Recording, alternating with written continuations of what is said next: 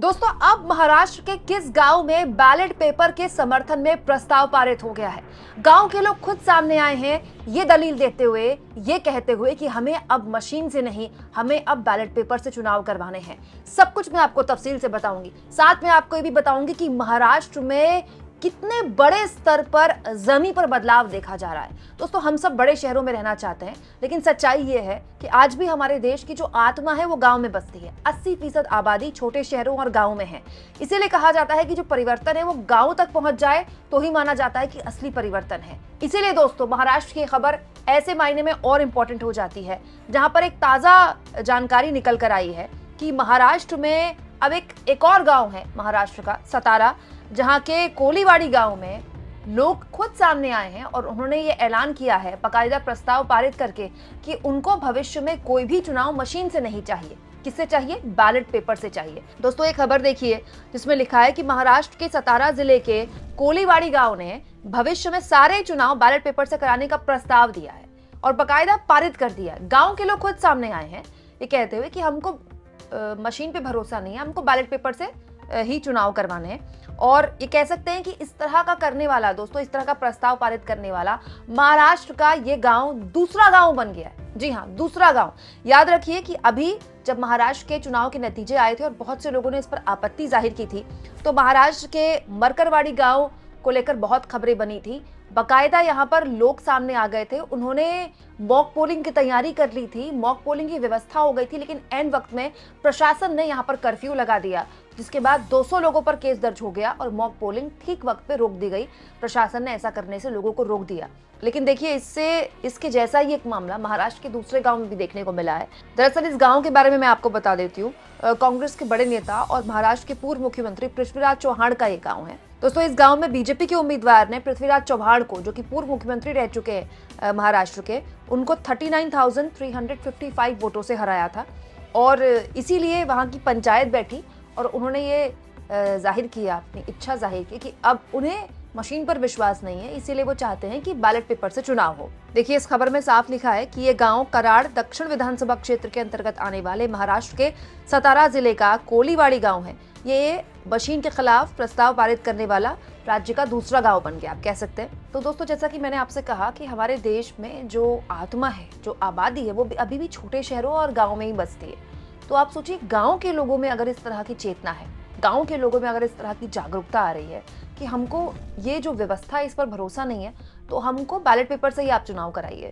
ये बहुत से बदलाव जो कि भीतर से हो रहे हैं, लेकिन लोग उसको एक्सेप्ट नहीं कर रहे हैं, उस बदलाव की ओर इशारा करता है। मैं फिर कह रही हूँ दोस्तों, ये एक फेलियर है चुनाव आयोग का। This is a total failure of चुनाव आयोग। चुनाव आयोग खुद पर उठ रहे सवालों का जवाब देने में पूरी तरह नाकाम ही नहीं रहा। उसने जरूरत ही नहीं समझी कि वो सवालों का जवाब दे। पूर्व मुख्य चुनाव आयुक्त SY कुरैशी ने बार बार न्यूज चैनल्स में आकर इंटरव्यू दिए। मैंने भी आपको कई खबरें दिखाई। दोस्तों, इसमें SY कुरैशी ने कहा कि चुनाव आयोग सवालों का जवाब क्यों नहीं दे रहा है, चुनाव आयोग इज नॉट कम्युनिकेटिंग। भाई, ये चुनाव आयोग का दायित्व है, जिम्मेदारी है कि अगर उनसे कोई डेलीगेशन मिलता है या उनको उनकी व्यवस्था को लेकर सवाल खड़े होते हैं, तो वो सामने आए, अपने इस मामले को देकर जवाब दें। अब राजीव कुमार को NDTV ने या न्यूज़ 18 ने अवार्ड दिया, तो वहाँ पर भी वो कविताओं के रस के बारे में बात करके चले जाते हैं। आई थिंक ये तरीका ठीक नहीं है, टेम्परामेंट ठीक नहीं है चुनाव आयोग का। चुनाव आयोग का काम है, विपक्षी पार्टियों को छोड़ दी, चलिए विपक्षी पार्टियों को तो आप कुछ मानते ही नहीं है, लेकिन चुनाव आयोग जनता के लिए तो जवाबदेह है ना। अगर 1% लोगों के भीतर भी इस तरह का अविश्वास पैदा हो रहा है चुनावी व्यवस्था को लेकर, वो बैलेट पेपर की तरफ जाना चाहते हैं, तो इसको लेकर चर्चा होनी चाहिए। यहाँ इस बात पर भी गौर किया जाए दोस्तों, जिसका मैं बार बार जिक्र करती हूँ। चुनाव के बाद, 2024 के चुनाव के बाद CSDS ने एक सर्वे किया था, लोकसभा चुनाव के बाद, याद रखिएगा। इस सर्वे में चुनाव आयोग पर लोगों को कितना भरोसा है, इसको लेकर सवाल पूछा गया था।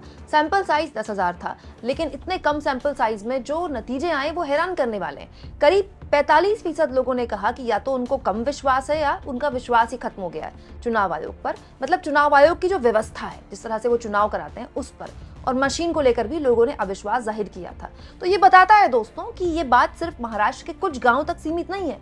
अगर लोगों में इसको लेकर चर्चा हो रही है, आप इस तरह की वीडियोस देख रहे हैं, इस तरह की वीडियोस में कमेंट बॉक्स में ऐसे कमेंट्स भरे होते हैं जो मौजूदा व्यवस्था से असंतुष्ट लोगों के कमेंट्स हैं, तो मुझे लगता है कि एड्रेस करना चुनाव आयोग का काम है।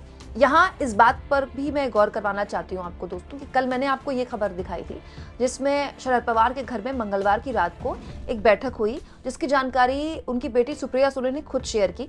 बाद में जानकारी निकल कर आई कि ये बैठक महत्वपूर्ण इसीलिए थी क्योंकि दिल्ली के मुख्यमंत्री अरविंद केजरीवाल तो इसमें थे ही, उनके साथ उनकी पार्टी के संजय सिंह मौजूद थे, लेकिन कांग्रेस पार्टी के अभिषेक मनु सिंह भी मौजूद थे। अभिषेक मनु सिंह भी न केवल कांग्रेस पार्टी के राज्यसभा सांसद हैं बल्कि देश के बड़े सुप्रीम कोर्ट के वकीलों में से एक हैं। और यहाँ पर मशीन के खिलाफ एक कोशिश गोलबंदी करने की इंडिया गठबंधन की थी और सुप्रीम कोर्ट तक इंडिया गठबंधन जाएगा मशीन के खिलाफ, ये करने की एक जोर आजमाइश इंडिया गठबंधन अपने स्तर पर कर रहा है।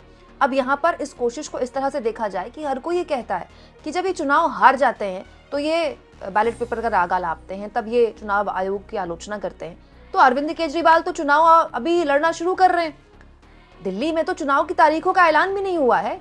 अरविंद केजरीवाल अभी से ही इस मामले को लेकर चौकस हैं। अरविंद केजरीवाल अभी से ही इस मामले को लेकर इंडिया गठबंधन के साथ है। ये बताता है कि एक जागरूकता लोगों के बीच आ रही है जिसको विपक्ष समझ रहा है और विपक्ष अपने स्तर पर जो भी कोशिश वो कर सकता है कर रहा है। बहुत से ऐसी याचिकाएं सुप्रीम कोर्ट के पास जा चुकी हैं, सुप्रीम कोर्ट ने ऐसी याचिकाओं को एंटरटेन नहीं किया, लेकिन इस वक्त अगर इस तरह की कोई याचिका अब जाती है तो वो पिछली याचिकाओं से अलग होगी। वजह एक, महाराष्ट्र के हार के बाद से चाहे शरद पवार की पार्टी हो या उद्धव ठाकरे की पार्टी हो, लगातार दावा किया जा रहा है कि उनके पास ऐसे सबूत हैं। ये भी दावा किया गया कि जीते हुए कुछ विधायक इस्तीफा भी दे सकते हैं क्योंकि उनको इस व्यवस्था पर भरोसा नहीं है। दूसरा और सबसे महत्वपूर्ण दोस्तों, इस पूरे के पूरे मसले पर अरविंद केजरीवाल वक्त से पहले चेत गए।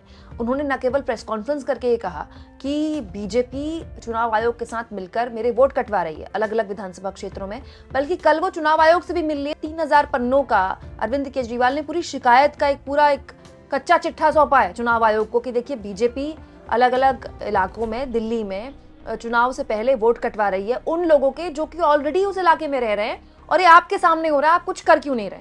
तो ये बहुत सी ऐसी चीजें हैं जो न केवल वोटिंग के तरीके पर सवाल उठा रही है बल्कि ये भी सवाल पूछ रहे हैं कि क्या पूरी की पूरी व्यवस्था पर एक अविश्वास पैदा हो रहा है। क्योंकि देखिए यहाँ पर बात केवल मशीन या बैलेट पेपर की नहीं है, बड़े स्तर पर यह भी कहा गया महाराष्ट्र चुनाव के दौरान भी, और वही बात अरविंद केजरीवाल भी कह रहे हैं। महाराष्ट्र चुनाव के दौरान भी कांग्रेस पार्टी ने कहा कि भाई जिन इलाकों में हमारे बल्क वोट्स थे उन वोट्स को या तो काट दिया गया या फिर उन वोट्स में उन जगहों में वोटिंग स्लो कर दी गई।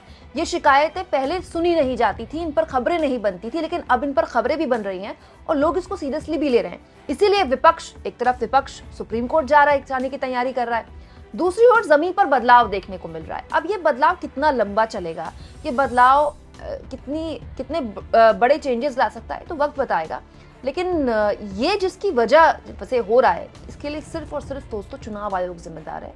अभी भी अगर चुनाव आयोग सामने आए और लगातार व्यवस्था को लेकर सवालों के एक एक जवाब दे तो बहुत से लोग हैं जिनके मन में जो अविश्वास है शायद वो खत्म हो जाए, लेकिन ऐसा कब होगा ये देखने वाली बात होगी। आपको क्या लगता है दोस्तों, महाराष्ट्र के गांव में जिस तरह से परिवर्तन पैदा हो रहा है, लोग खुद इस तरह की व्यवस्था पर उंगली उठा रहे हैं और दूसरी ओर जहां विपक्ष सुप्रीम कोर्ट जाने की तैयारी कर रहा है, ये किस ओर ले जाएगा हमें? क्योंकि बहुत से लोग इसके खिलाफ ये भी तर्क देते हैं कि हम क्या बाबा आदम के जमाने में चले जाएं, पहले के ज़माने में इतने बड़े स्तर पर बूथ कैप्चरिंग होती थी, क्या हम उस ज़माने में चले जाएं? अब कम से कम बूथ कैप्चरिंग तो नहीं होती है। तो दोनों ही मामलों को, दोनों ही तर्कों को अपने दिमाग में रखकर आप बताएं आपके हिसाब से क्या ठीक है। और जितना हो सके दोस्तों चैनल को शेयर भी करें, सब्सक्राइब भी करें और थैंक्स और ज्वाइन, ये दो ऑप्शन हैं जिसके जरिए आर्थिक तौर पर भी आप चैनल के हाथ मजबूत कर सकते हैं।